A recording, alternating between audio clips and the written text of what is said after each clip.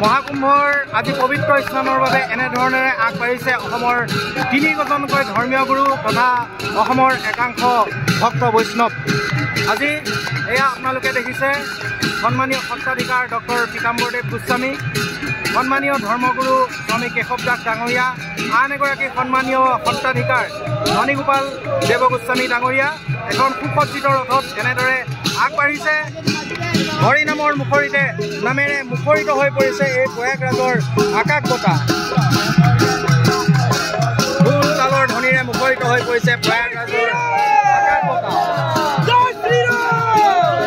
জয় শ্ৰীৰামৰ নামেৰে মুখৰিত হৈ পৰিছে আজি প্ৰয়াগৰাজৰ আকাশ বঁটা। এয়া আপোনালোকে সমগ্ৰ পৰিৱেশ দেখিছে, ৰাইজৰ শ্ৰদ্ধালুৰ যথেষ্ট ভিৰ।